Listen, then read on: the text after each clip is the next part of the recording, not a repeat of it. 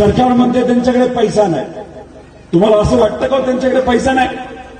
ज्या पद्धतीने उधळपट्टी हे सरकार करत आहे, शासन आपल्या दारी जाहिरातीच्या माध्यमातून, तसंच जे काही 40 आमदार हे एका पक्षाचे आता भाजपबरोबर गेलेले आहेत, त्यांना फक्त पोलीसचं प्रोटेक्शन देण्यासाठी 150 कोटी रुपये खर्च हा दर वर्षाला होतो.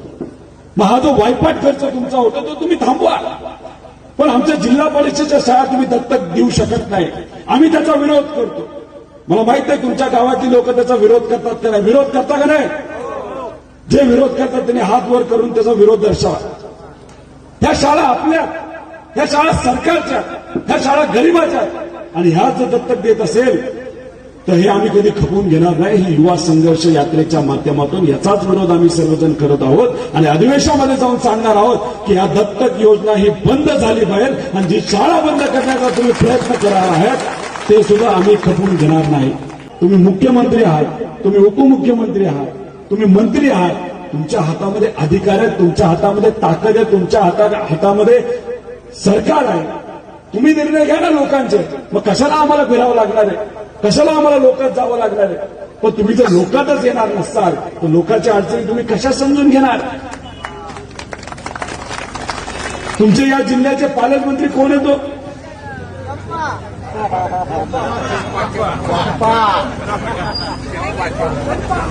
आधी कोण होतं?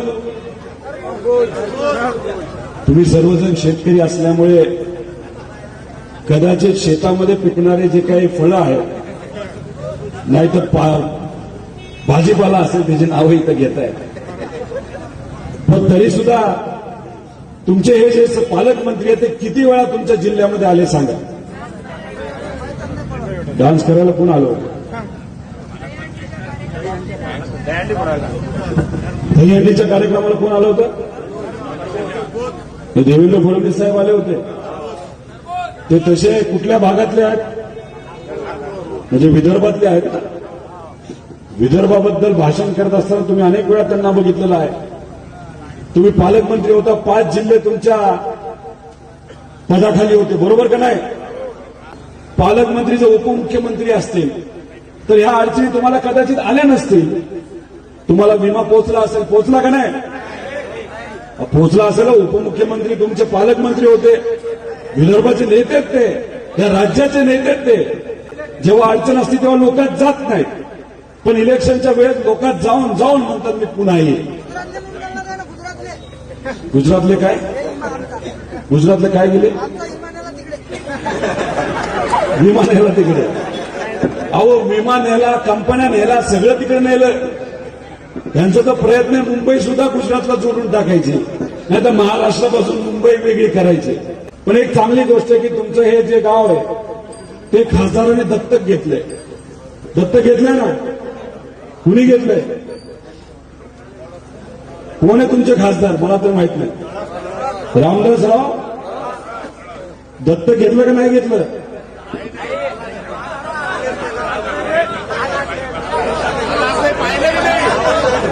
अरे दत्तक घेतलं का नाही घेतलं?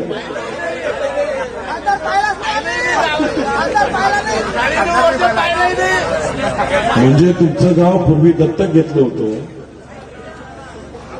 जे गाव दत्तक घेतलं त्या गावामध्ये सुद्धा खासदार गेले काही किती वर्ष नाही आला? 2024 ला येईल ना?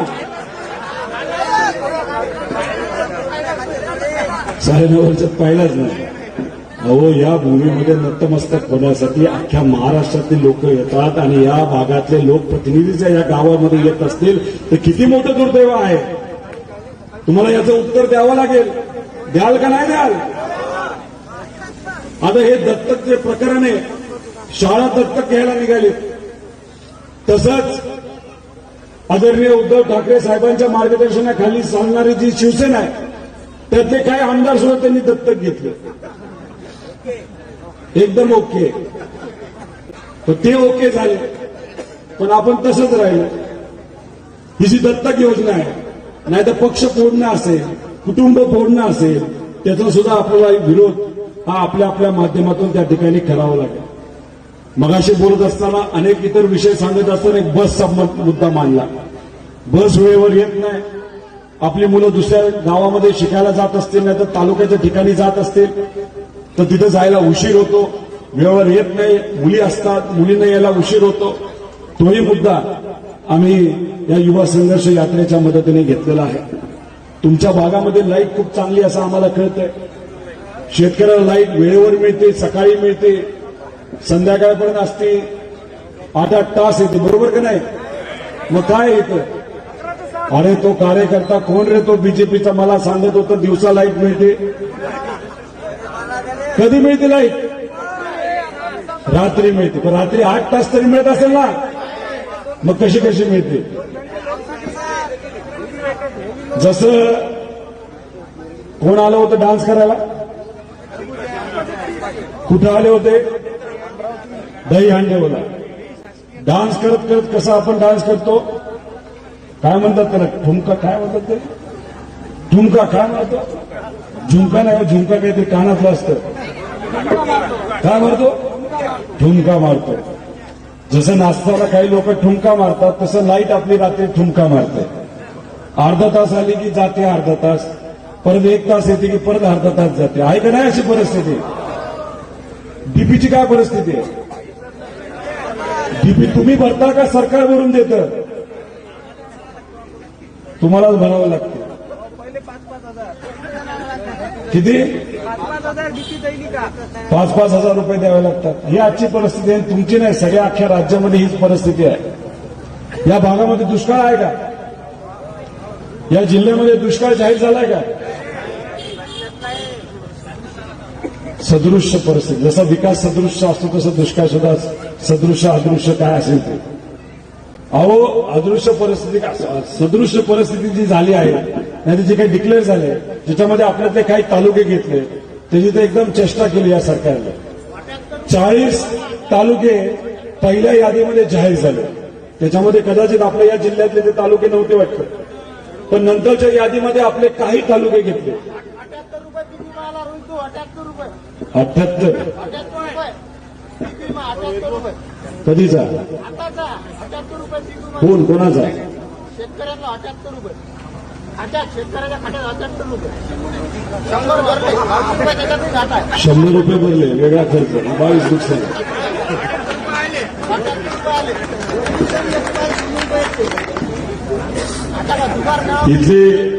इथली लोक फार समजूतदार आहेत, अभ्यासू आहेत आणि मुद्देसूद बोलणारे आहेत आणि मांडणारे सुद्धा आहेत.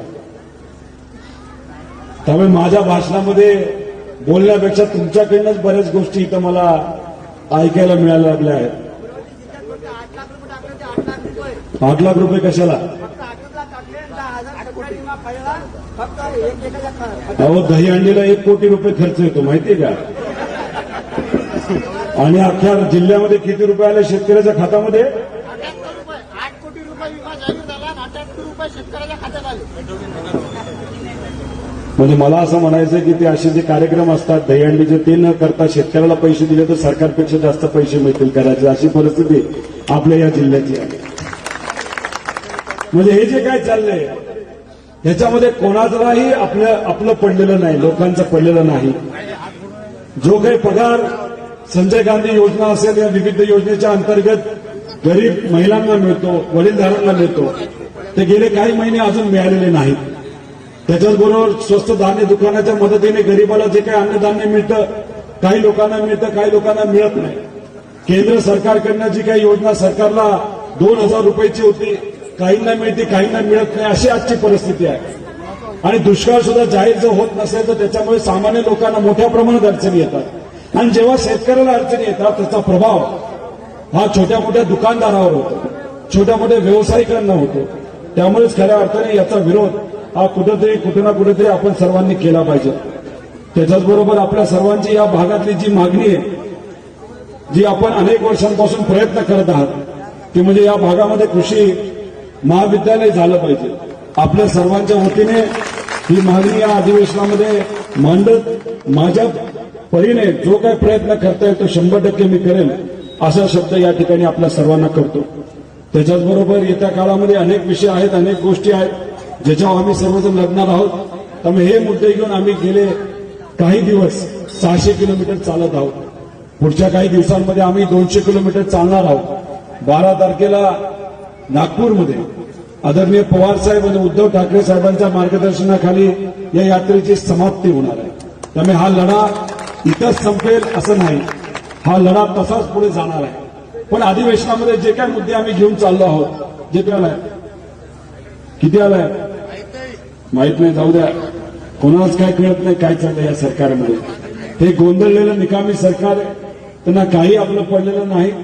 त्यांचा फक्त लक्ष पदावर आहे. कोण मुख्यमंत्री होतंय, कोण उपमुख्यमंत्री होतंय, कोण मंत्री होतंय, कोणाला कुठलं मंडळ दिलं जातंय, याच्यावरच खऱ्या अर्थाने चर्चा केली जाते. पण तुमच्या अडचणी काय, युवांना आज रोजगार मिळतोय का, महिलांचे प्रश्न सुटतायत का, विद्यार्थ्यांना ज्या काही अडचणी त्या सुटतायत का, याच्यावर कुठेही सरकारचं लक्ष नाही. आणि येत्या काळामध्ये हे सगळे प्रश्न सुटावेत यासाठी आम्ही ही युवा संघर्ष यात्रा जी काढलेली आहे त्याच्यामध्ये आम्ही 35 मुद्दे घेऊन चाललेलो आहोत. त्या 35 मुद्द्यामध्ये अजून मुद्दे तुमच्याकडनं आमच्यापर्यंत आलेले आहेत आणि हे सर्व मुद्दे अधिवेशनामध्ये आम्ही मांडणार आहोत. तुम्ही सर्वांनी जे काही आमच्या सर्वांचं स्वागत केलं त्यासाठी मी सर्व युवांच्या वतीने, पदयात्रेच्या वतीने आपल्या सर्वांचा आभार व्यक्त करतो. इथं आपल्या या गावामध्ये येऊन खूप मनापासून मला आनंद झाला. पण एक गोष्ट इथं फक्त सांगतो, हे जे सर्व थोर व्यक्ती होऊन गेले, ज्याच्यासाठी आपण सर्वजण लढतो, त्यांचे विचार मनामध्ये घेऊन आपण आजपर्यंत काम करत आहोत. ज्याच्यामध्ये डॉक्टर बाबासाहेब आंबेडकर असतील, छत्रपती शिवाजी महाराज असतील, महात्मा फुले असतील, तसेच कृषी महर्षी पंजाबरावजी देशमुख साहेब असतील, या सगळ्यांनी आपल्याला एक विचार दिला. तो विचार म्हणजे समतेचा, एकतेचा विचार दिला. भाऊसाहेबांनी ज्या शाळा काढल्या त्याच्यामध्ये त्यांनी जातीवाद कधी केला नाही, त्याच्यामध्ये त्यांनी कुठलाही धर्मवाद केला नाही. सर्व समाजाच्या मुलांना शिक्षणाचा हक्क मिळावा यासाठी त्यांनी प्रामाणिकपणे प्रयत्न केला. तसंच या सर्व इतर थोर व्यक्तींनी सुद्धा हाच प्रयत्न केला. तसंच आपण जर बघितलं, राष्ट्रसंत तुकडोजी महाराज, संत गाडगे बाबा यांनी सुद्धा जो विचार आपल्याला दिला तो समतेचाच दिला. त्यांनी सुद्धा कुठेही भेदभाव दिला नाही. पण आजपर्यंत जे कुठले संत होऊन गेले त्यांना सर्वांना एका विचाराच्या विरोधात लढावं लागलं, जो प्रतिगामी विचार होता, ज्याला आम्ही अनाजी पंथांचा विचार म्हणतो, जो कुठला समाजाला दाबण्याचा प्रयत्न करत होता, त्याच्या विरोधात या सर्व संतांनी काम केलं. नंतरच्या काळामध्ये जे थोर व्यक्ती होऊन गेले त्यांनी सुद्धा त्याच प्रतिगामी अनाजी पंथांच्या विचाराच्या विरोधात काम केलं, संघर्ष केला. आणि आज सुद्धा आपण जर बघितलं तर आधुनिक काळातले अनाजी पंथ आपल्या या राज्यामध्ये वाद निर्माण करण्याचा प्रयत्न करत आहेत. हिंदू मुस्लिम करण्याचा अमरावतीमध्ये प्रयत्न झाला, कोल्हापुरात झाला, नगरमध्ये झाला, पण त्याला काही यश आलं नाही. राजकीय दृष्टिकोनातून त्याचा फायदा हा भाजपला होईल असं वाटलं नाही. मग आज जर आपल्या राज्यामध्ये काय केलं जाते तर मराठा विरुद्ध ओबीसी करण्याचा प्रयत्न केला जातो. तुम्ही हा जो विचार आहे तो सामान्य लोकांचा हिताचा विचार आहे. जर तुम्ही बघितलं, एखाद्या गावामध्ये, एखाद्या परिसरामध्ये जेव्हा दंगल होते तेव्हा दगड उचलणारा हा गरिबाचा पोरगा असतो, दगड ज्याच्या डोकामध्ये पडतो तो सुद्धा गरिबाचा मुलगा असतो. ज्याची घरं जळतात ते गरीब असतात, ज्यांची दुकानं फुटतात ते गरीब असतात. पण मात्र हे जे अनाजी पंथ विचाराचे लोक लांबून तमाशाची बघतात, त्यांचं काही होत नाही. त्यांना फक्त राजकीय पोळी भाजायची असते. लोकसभेचे इलेक्शन येत्या काळामध्ये आपण जवळ आलेलं आहे, त्यामुळे त्या इलेक्शनकडे बघत राजकीय पोळी भाजण्यासाठी या महाराष्ट्रामध्ये मराठा विरुद्ध ओबीसी करण्याचा प्रयत्न काही लोक करतील. पण त्याचा विरोध हा आपण सर्वांनी केला पाहिजे. भाऊसाहेबांनी दिलेला विचार, संतांनी दिलेला विचार मनामध्ये ठेवून आपल्या या गावामध्ये, आपल्या या परिसरामध्ये, आपल्या या तालुक्यामध्ये, आपल्या या जिल्ह्यामध्ये, आपल्या या राज्यामध्ये शांतता कशी राहील यासाठी आपल्या सर्वांना प्रयत्न करायचे. आणि हे तुम्ही सर्वजण कराल असा विश्वास या ठिकाणी मी व्यक्त करतो. कराल का नाही करणार? नक्की का? डॉक्टर बाबासाहेब आंबेडकर असतील, छत्रपती शिवाजी महाराज असतील, भाऊसाहेब असतील, सर्व जे थोर व्यक्ती होऊन गेले, महात्मा फुले असतील, त्यांचा जो एकतेचा, समानतेचा विचार हा आपण मनामध्ये ठेवून इथं काम करणार का नाही करणार? आपल्या या गावामध्ये शांतता राहणार का नाही राहणार? त्यासाठी तुम्ही प्रयत्न करणार का? अरे एकदा काय तुमची ताकद राव, महाराष्ट्राला अडचणी आणण्याचा जर कुणी प्रयत्न करत असेल तर त्याचा विरोध तुम्ही करणार का? मग तुम्ही विरोध करणार असाल तर अजून पण संतांचे थोर व्यक्तीचे विचार या भूमीमध्ये आहेत असा विश्वास आम्हा सगळ्यांना वाटतो आणि याच विश्वासातून प्रेरणा घेऊन या भूमीतून पुढचे 200 किलोमीटर चालत हाच तुमचा विचार, याच तुमच्या अडचणी या अधिवेशनामध्ये आम्ही मांडणार आणि त्या 100% पूर्ण करणार असा शब्द या ठिकाणी आपल्या